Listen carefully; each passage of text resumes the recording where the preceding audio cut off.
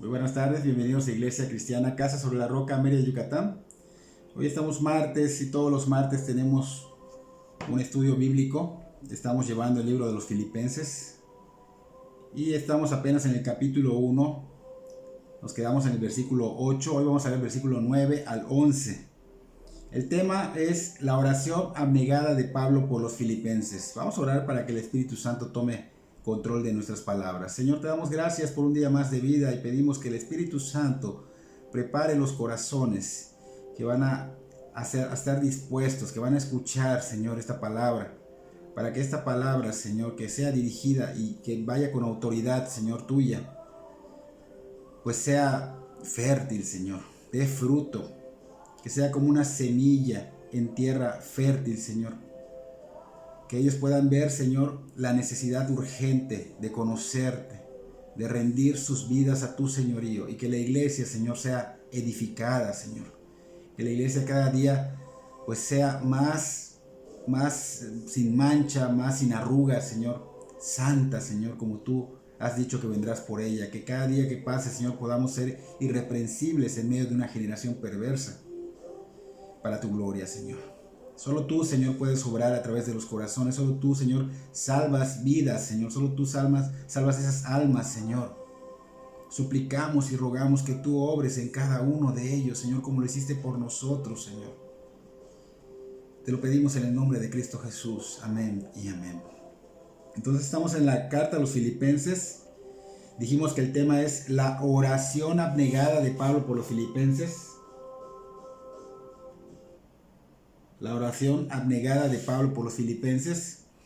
Y la semana pasada, pues terminamos en esa segunda parte de esa oración a Dios que Pablo hacía con gozo y lo hacía por gratitud e intercesión por los filipenses. El tema que veremos hoy es como continuidad a esta oración, pero no enfocada en la gratitud por los filipenses, sino más enfocada en esa intercesión por ellos.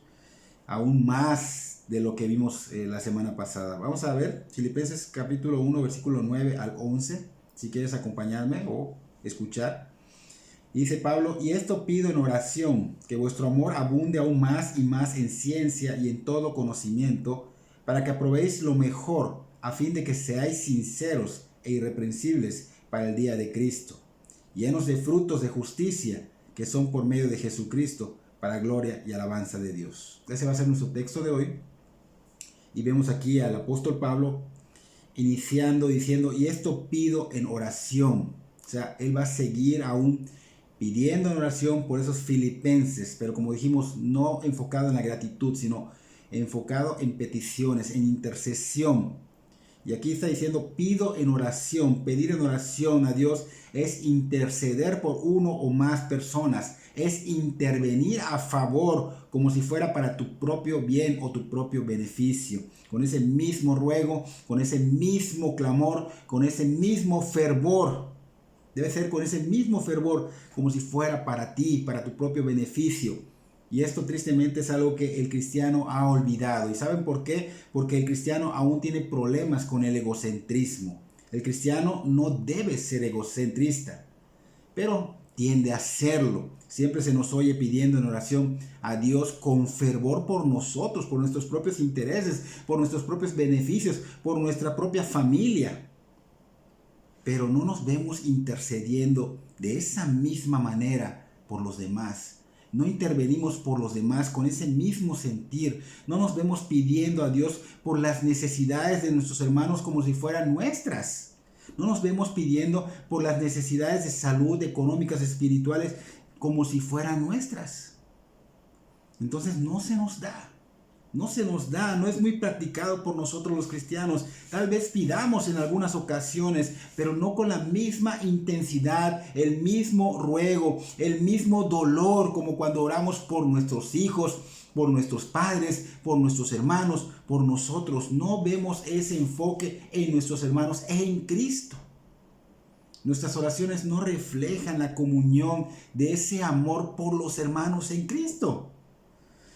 Tristemente no muestra ni un poco de dolor por lo que está pasando en la vida de nuestros hermanos. No se nos ve con ese ese mismo sentir, con ese apoyo, con ese clamor por ellos, como si fuera para nosotros o para nuestros seres queridos sanguíneos. Por ejemplo, cuando tú oras por un hijo o oras por algún padre o hermano, pues clamas, ruegas, suplicas con fervor por su vida, por su alma.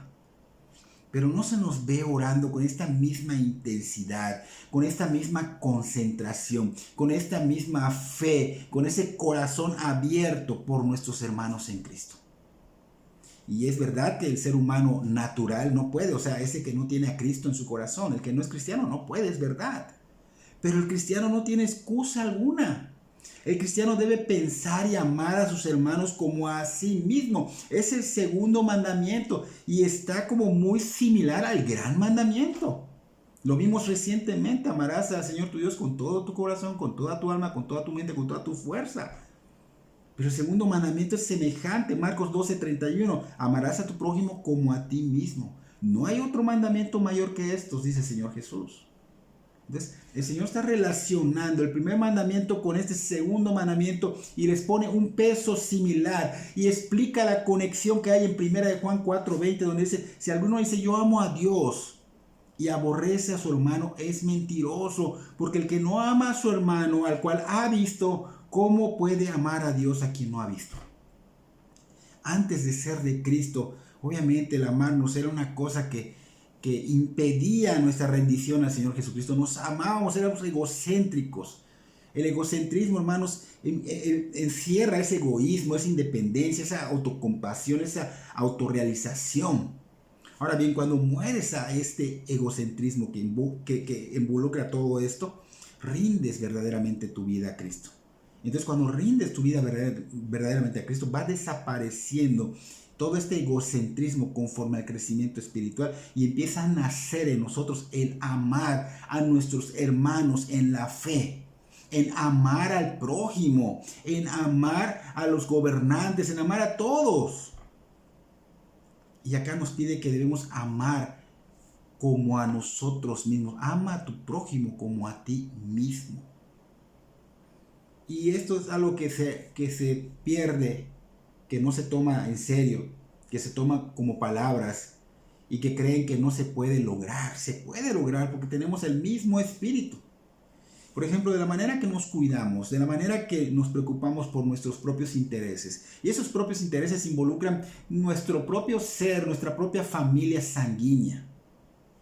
Así debemos interesarnos por los intereses de otros, de nuestros hermanos. Debemos orar por ellos y no solo por ese grupo que elegí, porque a veces seleccionamos a algunos hermanos porque nos simpatizan, sino con todos los hermanos en Cristo. No hay privilegios, no debe haber etiquetas, no podemos menospreciar a nadie ni por ser pobre, ni por ser hasta indigente si es hermano en Cristo, y hasta aunque no lo sea.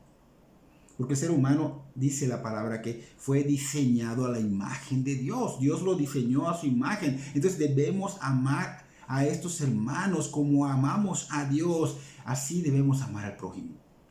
No se trata de clases sociales, no se trata de razas, colores, estatus, no. Hay que amar hasta ese indigente, es más, hasta el que nos ha lastimado, ese que nos ha pisado, ese que nos ha hecho daño. Pues el Señor nos ha mandado a perdonar y a amar. Entonces el amor bíblico, hermanos, hay que entenderlo, lo hemos hablado muchas veces, no se basa en solo sentimientos o palabras.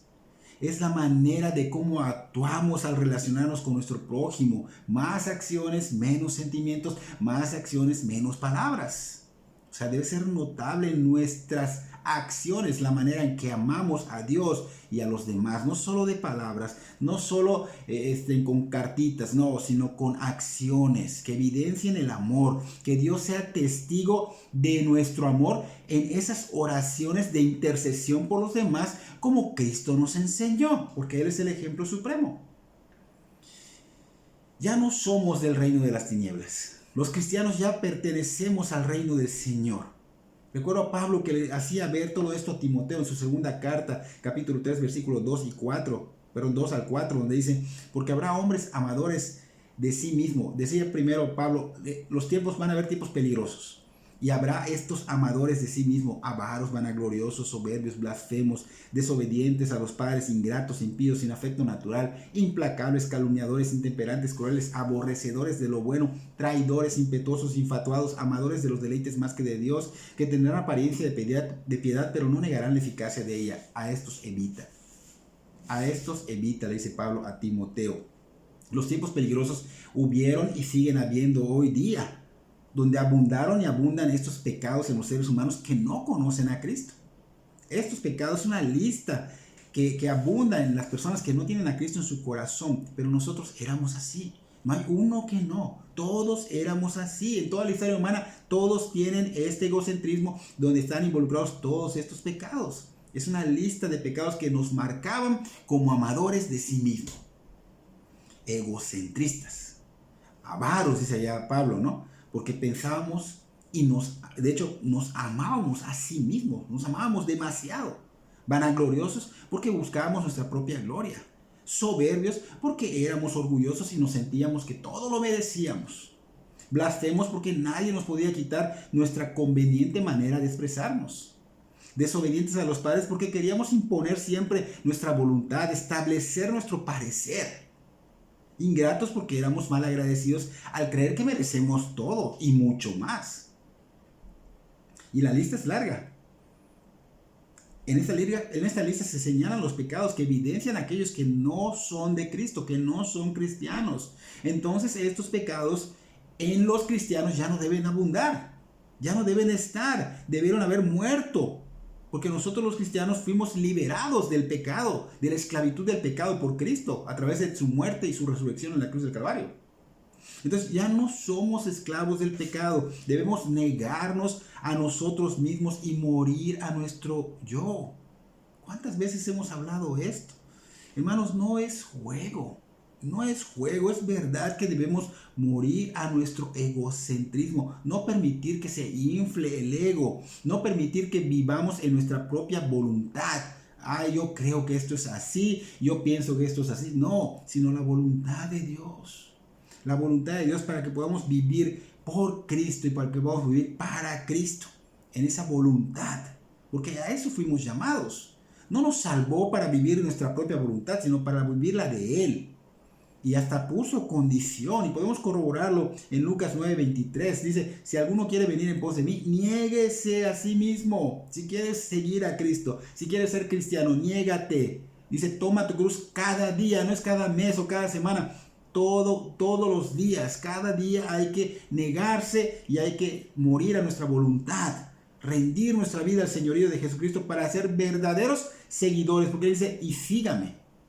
Si no hacemos lo anterior, no podemos seguirlo. Tenemos que negarnos a nuestro egocentrismo, morir a nuestra voluntad para que podamos ser verdaderos seguidores y discípulos de Cristo. Lucas 14:27. Y el que no lleva su cruz y viene en pos de mí, no puede ser mi discípulo. Si no renunciamos al yo y a nuestra voluntad, no podemos ser cristianos, no podemos seguir a Cristo, no podemos ser sus verdaderos discípulos. Porque para hacerlo se tiene que reflejar que haya esa negación, esa rendición. Debe haber ese balance en esa oración diaria y colectiva con respecto a orar por los demás, la cual implicará negarnos a orar solo por nosotros mismos y empezar a orar por los demás. Empezar a orar por los demás. El egoísmo era parte de nuestra naturaleza, pero hemos sido liberados de ella. Ya no somos esclavos de esa vieja naturaleza. Ahora tenemos una nueva naturaleza en Cristo, a la cual debemos alimentar. Debemos dejar raquítica la otra vieja naturaleza, no darle alimento, porque esa naturaleza egocentrista nos va a querer manejar, gobernar, y nos debe dominar la nueva naturaleza en Cristo, porque esa nueva naturaleza es gobernada por el Espíritu Santo que ya mora en nosotros, y el Espíritu Santo nos dirige siempre a una abnegación, a una oración abnegada. Las oraciones de los cristianos deben ser en lucha, debe haber batallas, como hemos visto en el libro de Efesios que vimos la temporada pasada, Efesios 6:18, que dice que debemos orar, velar y perseverar, porque seremos desalentados para que no continuemos esa carrera a la que hemos sido llamados, para que no sigamos ese camino que es sinuoso. Podemos llegar a caer en ese dormir espiritual si nosotros no luchamos, si no oramos, si no velamos, si no perseveramos.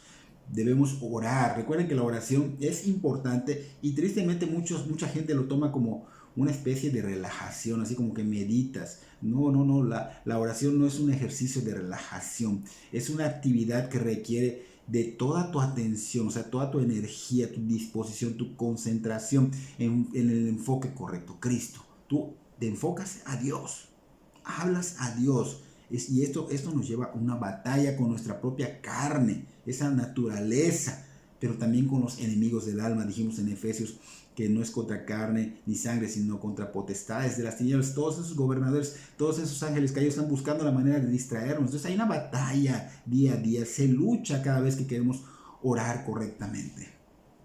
Y Lucas 22:44 nos muestra una lucha que el Señor Jesucristo tuvo por algo tan grande, tan wow, algo que no podemos ni medir.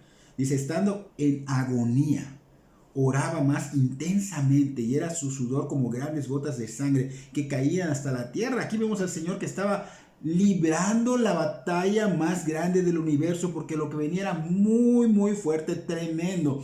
La ira de Dios que debería caer sobre el ser humano, sobre toda la humanidad, iba a caer sobre él. Iba a caer sobre Cristo, y Cristo estaba agonizando, estaba padeciendo, estaba orando. Mientras más agonizaba, más lo llevaba a la oración, y esto nos muestra que nosotros deberíamos de estar en esa misma sintonía. Estamos en una pandemia que está azotando al mundo, y hay cosas sobrenaturales de la naturaleza que están pasando, como huracanes, tsunamis, cosas que están pasando, guerras, y cada vez la maldad se incrementa, y nosotros estamos viendo esto y no doblamos rodillas.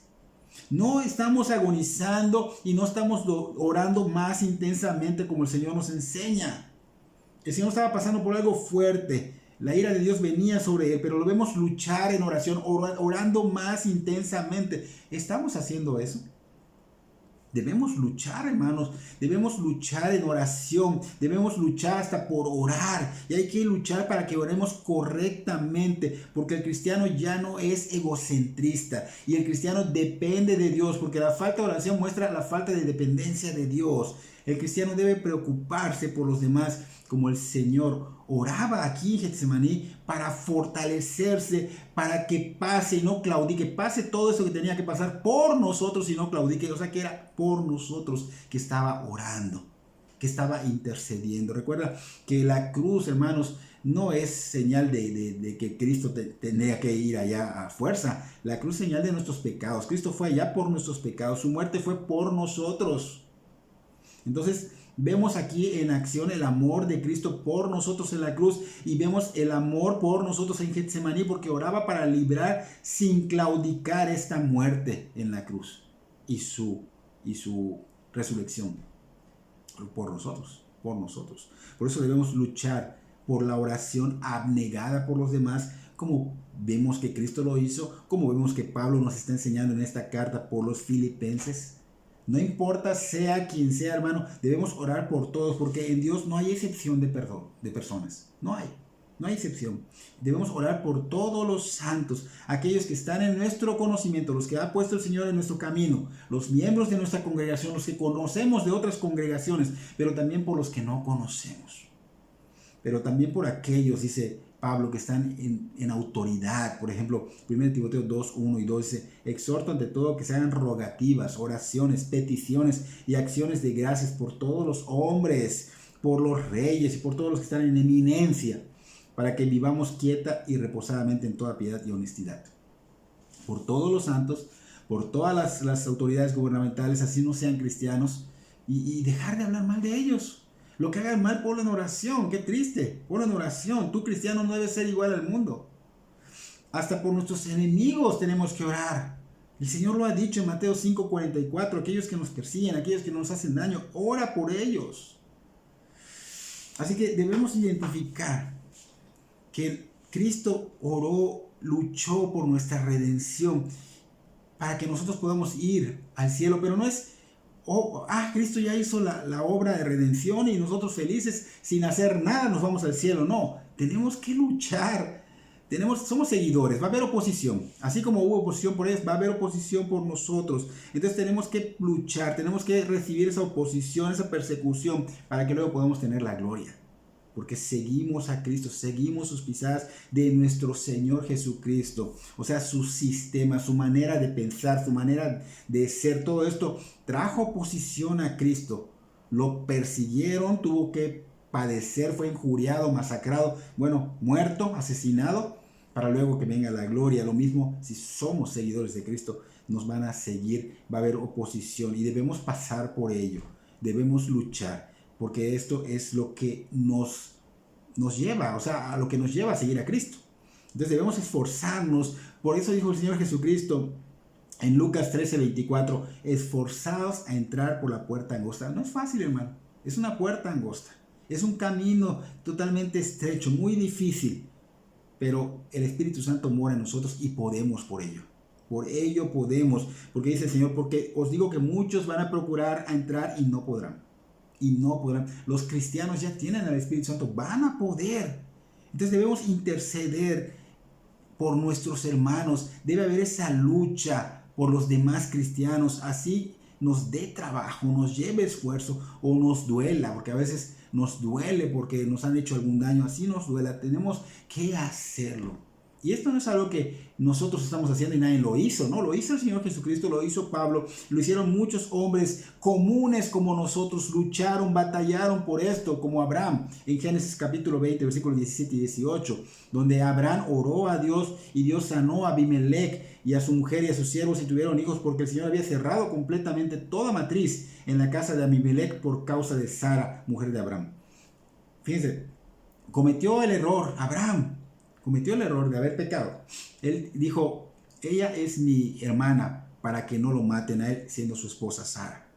Y este hombre quiso tomarla, pero Dios intercedió, porque Dios había prometido descendencia de Abraham y Sara, pero no de Abimelech. Entonces Dios trae algo malo sobre Abimelech y su pueblo. Aquí está viendo en el versículo 18, cerró completamente toda matriz en la casa de Abimelech por causa de Sara. Entonces el mismo Dios le dice a este Abimelech, ve con Abraham para que ore por ti. Aún así, tuvo su error Abraham, aún así el Señor nos usa y nuestras oraciones, corrigiendo lo que hacemos, el Señor las escucha. Y en este caso era un mandato de Dios, ora por él. Entonces, vemos cómo hay hombres que están luchando, que están batallando, la lucha de la mentira que tenía que hacer Abraham allá, ¿no? Y luego se arrepintió y oró y el Señor lo escuchó. Nehemías no tenía nada que ver con lo que el pueblo de Israel estaba haciendo. Sin embargo, cuando se enteró de lo que había pasado, te ruego, oh Jehová de los cielos, en Nehemías 1, capítulo 1, versículo 5, te ruego, oh Jehová de los cielos, fuerte, grande y temible, que guarda el pacto y la misericordia de los que le aman y guardan sus mandamientos. Versículo 6, esté ahora atento tu oído, abiertos tus ojos para oír la oración de tu siervo, que hago ahora delante de ti día y noche por los hijos de Israel, tus siervos. Nehemías oraba por estos siervos y también decía por lo que hemos hecho.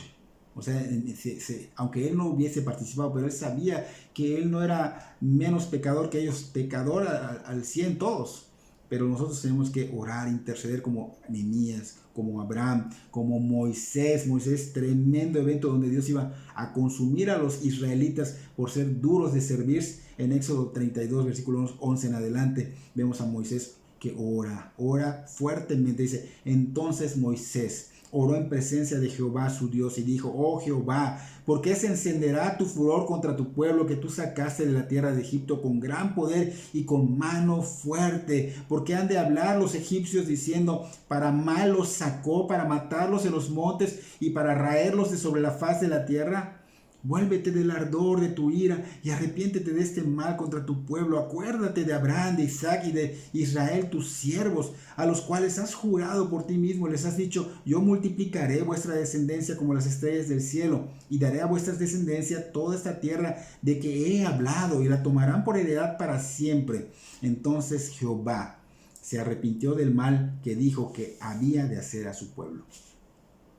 Podemos ver esa tremenda intercesión de oración a Dios por los israelitas testarudos, porque Moisés no estaba haciendo testarudo. Ellos eran los testarudos. Sin embargo, Moisés intervino, oró con mucha energía, con disposición, se preocupaba por el pueblo como si fuera su propio bien. Y lo hizo tomando la palabra, o sea, argumentos bíblicos. Acuérdate que eres el Dios de Abraham, de Isaac, de Israel, a los cuales has jurado por ti mismo que les darás descendencia y multiplicarás tu descendencia como las estrellas del cielo. O sea, bíblicamente. Y lo hice en varias ocasiones. Números 14, versículos 19 y 20. Perdona ahora la iniquidad de este pueblo según la grandeza de tu misericordia. Y como has perdonado a este pueblo desde Egipto hasta aquí, entonces Jehová dijo, yo lo he perdonado conforme a tu dicho. O sea, lo he perdonado por tu intercesión, Moisés. Por tu intercesión, Moisés. Debemos ser intercesores por nuestros hermanos. En otra ocasión, Deuteronomio 9, 18 y 19, y me postré delante de Jehová como antes, 40 días y 40 noches, no comí pan ni bebí agua a causa de todo vuestro pecado que habías cometido haciendo el mal ante los ojos de Jehová para enojarlo, porque temí a causa del furor y de la ira con que Jehová estaba enojado contra vosotros para destruiros. Pero Jehová me escuchó aún esta vez. Versículo 26. Y oré a Jehová diciendo, oh Señor Jehová, no destruyas a tu pueblo y a tu heredad que has redimido con tu grandeza, que sacaste de Egipto con tu mano poderosa. Acuérdate de tus siervos, Abraham, Isaac, Jacob. No mires la dureza de este pueblo, ni a su impiedad, ni a su pecado. No sea que digan los de la tierra de donde nos sacaste, por cuanto no pudo Jehová introducirlos en la tierra que les había prometido, o porque los aborrecía, los sacó para matarlos en el desierto. Y ellos son tu pueblo y tu heredad que sacaste con tu poder y con tu brazo extendido. Señor, estaba rogando, Señor Todopoderoso, soberano Dios, Dios de misericordias, no por estos testarudos vayan a hablar mal de ti las naciones. Ten misericordia de estos testarudos, de este pueblo, pero está intercediendo. Aunque ellos estuvieran mal, aunque le hicieran hacer bilis a Moisés, él estaba intercediendo por el pueblo. Vemos a Samuel el profeta le oró en llanto a Dios por Saúl toda la noche. En Samuel 16, capítulo 16, versículo 1, el mismo Señor le dice a Samuel, ¿hasta cuándo llorarás a Saúl habiéndolo yo desechado? ¿Hasta cuándo? Esdras, Jeremías, Daniel, todos estos hombres de Dios con defectos como nosotros, luchaban por esa comunión con el Señor, por esa comunión que tenían con los hermanos y lo demostraban siempre en acción, intercediendo en oración por ellos. ¿La merecían? No la merecían, pero él oraba, todos estos hombres oraban con fervor por ellos. Ahora, hermanos, les pregunto, nosotros los cristianos, decimos que somos cristianos, que es nuestro Señor, nuestro amo, y que somos hermanos, hermana, y estamos hablando de la comunión. ¿Realmente estamos haciendo algo similar a esto? ¿Estamos orando con esa fuerza, con esa energía y pasión por nuestros hermanos? ¿Estamos orando por ellos como si fueran pues por nuestro propio bien o nuestro propio beneficio? Y les voy a dar la respuesta, hermanos, aunque sé que muchos van a decir lo contrario, pero estamos reprobados, hermanos. Cuando estudié este tema, en estos 2 días, me sentí como una cucaracha que tenía que ser aplastada. Me sentí como un cristiano malo, egocéntrico, como un mal pastor, egoísta y reprobado. Porque al ver a estos hombres rogar con fervor día y noche por esos malagradecidos, pero para ellos eran sus amados hermanos, preocupados más por ellos que por sí mismos, me hizo sentir terriblemente mal, y no hay excusa, hermano, no hay excusa, porque es el mismo espíritu que obró en ellos el que está obrando en mí, es el mismo. Y ver a estos hombres de Dios interceder, intervenir fuerte y valientemente y con amor por estos testarudos, por estos seres humanos malagradecidos, y suplicar hasta llorar con verdadero dolor por ellos, como si fuera por su propio hijo o por su propio ser, como si fueran por su propio beneficio, me sentí inútil y mal siervo. y mal cristiano. Como cristianos, hermanos, deberíamos estar en la misma sintonía que ellos, porque eran iguales a nosotros y con el mismo espíritu. ¿Por qué? Porque los que son de Cristo tienen ese mismo sentir, como dijo Pablo en Filipenses 2 más adelante. Haya pues en vosotros ese sentir que hubo en Cristo Jesús. Los cristianos debemos sentir ese amor por los demás, ese buscar a Dios en oración para rogar por nuestros hermanos, como Cristo intercedía por sus discípulos, para que estén firmes, para que no sean llevados por el mundo y se perdieran, sino que se levantaran y continuaran perseverantes, como cuando Pedro no hizo caso. Le dice el Señor en Lucas 22:32, Pedro, he rogado por ti para que tu fe no falte. Y luego vuelve.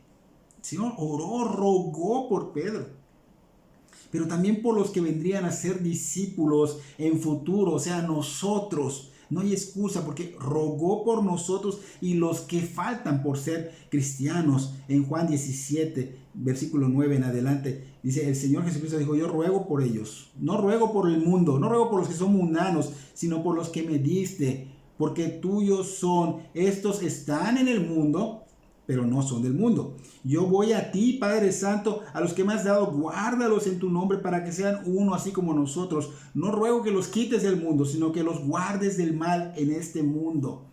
Santifícalos en tu verdad, tu palabra es verdad. Mas ruego no solamente por esto, sino también por los que han de creer en mí, por la palabra en ellos, o sea, nosotros y los que faltan, para que todos sean uno como tú, oh Padre, en mí, yo en ti, que también ellos sean uno en nosotros, para que el mundo crea que tú me envías. Y es una hermosa oración que hace en Juan 17 el Señor Jesucristo, rogando, intercediendo por nosotros, y aún sigue intercediendo en el cielo por nosotros. Romanos 8:34, Cristo es el que murió, más aún el que también resucitó, el que además está a la diestra de Dios, y el que también intercede por nosotros. Aún sigue intercediendo por nosotros. Los cristianos, hermanos, no fuimos rescatados de las puertas del infierno para ser individualistas, egocéntricos. Somos unidad, somos un cuerpo, el cuerpo de Cristo. Para nada somos independientes, para nada somos cabeza. Cristo es la cabeza, gobernados por Cristo a través de la palabra, por medio del Espíritu Santo. Y debemos sujetarnos a lo que la palabra dice, y debemos tener comunión con todos, pero no solo tener la comunión, sino demostrarla con nuestras acciones y nuestras oraciones abnegadas. Esa es la evidencia de que estamos en comunión con el Señor y con los hermanos.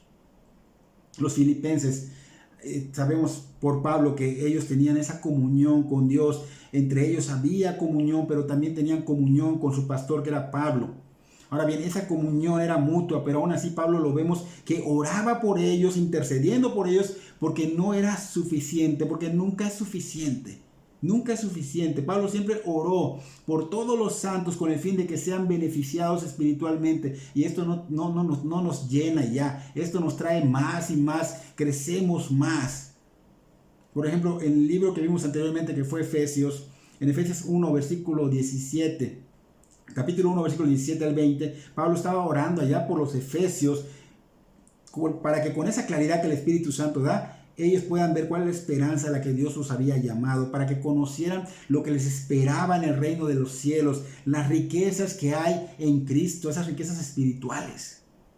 Y allá en Efesios capítulo 3, versículo 14 y al 19, oró para que conozcan en todas las dimensiones el amor de Cristo. Esas eran las oraciones de Pablo para con los santos. Y aquí con los filipenses es lo mismo. Aunque estos filipenses, pues vimos que tenían mucho amor por Pablo. De hecho, se lo demostraron a Pablo. Pero Pablo no dudó en orar en que el amor de ellos, dice, abunde aún más y más. Más y más. No importa cuánto amor tengamos por los demás, siempre podemos tener más. Siempre podemos tener más, que sea como una fuente inagotable de amor, la cual es alimentada perpetuamente por las lluvias y por las corrientes frescas de la gracia de Dios, para que podamos absorber, para que podamos llenarnos, para que incremente ese amor, estemos llenos de ese amor todos los santos, no uno, todos los santos, y abunde aún más y más.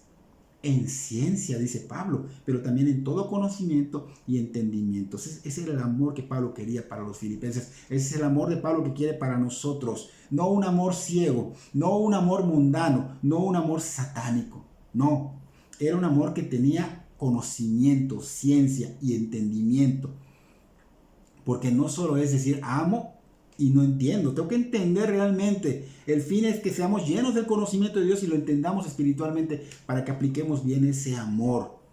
Ese es el fin en toda congregación, hermanos, que se llenen del conocimiento de Dios, el entendimiento para que conozcan el amor y las riquezas en Cristo y se sumerjan en ese reino de Dios y su justicia para que seamos irreprensibles en medio de una generación perversa y así podamos vivir y reflejar la santidad, la piedad y seamos dignos de ese llamamiento, porque debemos ser dignos de ese llamamiento. Ese es el fin de estas enseñanzas. Ese es el fin que debe haber en las congregaciones. Y esas deben ser nuestras oraciones para con todos los cristianos que conocemos y hasta los que no conocemos. Pero sabemos por otros hermanos que son verdaderos cristianos. Para eso están todos estos ejemplos, para que los imitemos y oremos los unos por los otros sin ser egocéntricos. El egoísmo es tremendo, no puede estar en el cristiano. Debemos orar como si fueran nuestras propias peticiones, nuestros propios ruegos para nuestros propios asuntos, pero por los hermanos, por los hermanos. Puede ser que estemos orando por ellos, pero a lo mejor no hay ese mismo sentir que tú tienes al orar por ti y por tus asuntos. Entonces, debemos interceder por nuestros hermanos demostrando que hay ese amor, que hay esa misma intensidad. Porque es la manera en que mostramos el amor de Dios, hermanos. Llevar las cargas de nuestros hermanos, problemas, situaciones, necesidades espirituales, físicas, todo esto, que nosotros lo carguemos junto con ellos, lo llevemos al trono de la gracia en oración, es amor. Eso es amor. Es acción, es amor.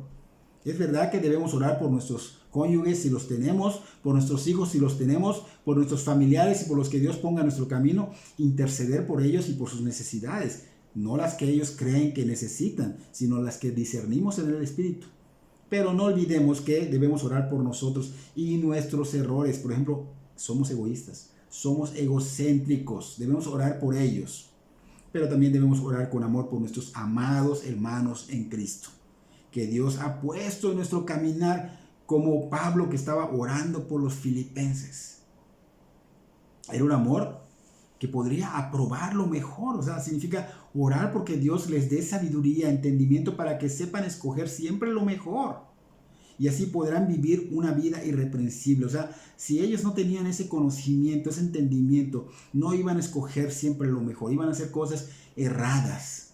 Pero si lo hacían, como Pablo decía, podían vivir una vida irreprensible, pura, santa, limpia, para avanzar sin tropiezos hasta que el día del Señor llegue, o sea, hasta que Cristo regrese, hasta que Cristo vuelva.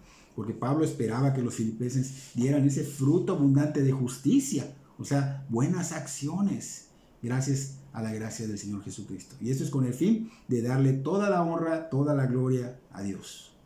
Entonces Pablo sabía que si ese amor si esos filipenses no discernían o no había ese conocimiento junto con ese amor, era peligroso, como pasó en Corinto.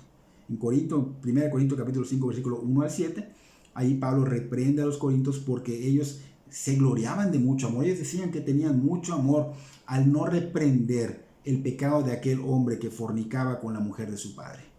Ellos se jactaban de amor y esto solo evidenciaba la falta de conocimiento de la palabra y del entendimiento de ella. Es lo que evidencia. Entonces el amor, hermanos, no es ser condescendientes con el pecado. Ese amor no es bíblico, es satánico, porque permite el pecado. Y ya dice Pablo que tantita levadura leuda la masa. Así que se requiere el conocimiento y el entendimiento de las Escrituras para poder aplicar bien el amor. El Señor lo dijo claramente. Él dijo que el que me ama mi palabra guardará, o sea, obedecerá. Entonces enfoquémonos en lo que el Señor nos dice y no hagamos caso a lo que el mundo dice como ellos son faltos de amor. Hay que tener cuidado de qué amor están hablando. Nosotros no hagamos caso a eso porque el día del Señor está cerca. Está cerca. Y al nombrar Pablo acá que seamos irreprensibles para el día de Cristo, O sea, la intención era que incrementen en nuestras vidas ese conocimiento de Dios para orar con entendimiento, con amor, con fervor, y que haya ese balance en nuestras oraciones por los hermanos y por nosotros, porque siempre gana más por nosotros, ¿no? Que haya ese balance hasta que el día glorioso de la venida de Cristo se dé. Y esto, cuando entendamos la palabra, hermanos, cuando entendemos bien la palabra de Dios y oramos por otros, Dios va a aumentar el amor que tenemos por ellos, lo va a incrementar. Y va a incrementar si oramos por otras iglesias, por otras naciones, lo va a incrementar. Y si algún hermano o hermana nos cae mal, debemos orar intensamente por él o por ella, porque Dios va a poner amor en nosotros y en ellos. Y seremos curados, hermanos, curados de nuestra enfermedad espiritual, porque el que nos caiga mal algún hermano es una señal de enfermedad espiritual. Es una señal o que no eres cristiano o que estás enfermo espiritualmente.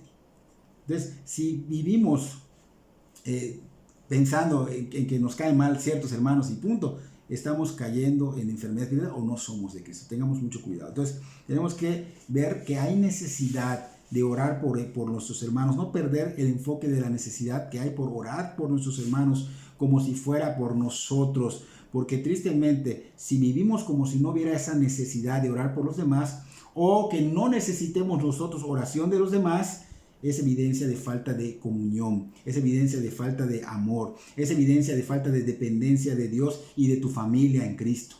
Porque dependemos, no podemos solos, dependemos, nosotros nos ayudamos como familia. Y eso solo demuestra soberbia. Por ejemplo, si un pie lo metes en algún lado y se te dobla, no el otro pie empieza a cargar más por ti. Bueno, pues nosotros somos como parte de un cuerpo así. Somos miembros de un cuerpo, nos ayudamos a nosotros mismos. Así que decir que no necesito ayuda de oración, cuando el cristiano siempre la necesita, porque la necesitamos, pues eso nos hace ser faltos de amor, independientes, cuando somos dependientes de Dios y estamos actuando de una manera mal, totalmente errada, como un mundano. Así que no nos creamos que somos cristianos si estamos haciendo esto.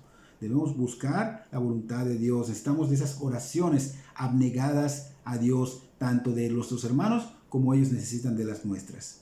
Ezequiel capítulo 22, versículo 30 dice: y busqué entre ellos hombre que hiciese vallado y que se pusiese en la brecha delante de mí a favor de la tierra, para que yo no la destruyese. Y vean qué triste, dice Dios, y no lo hallé. No lo hallé. Hasta hoy, hermanos, hasta el día de hoy, este es nuestro estado. Este es nuestro estado, este es nuestro caso.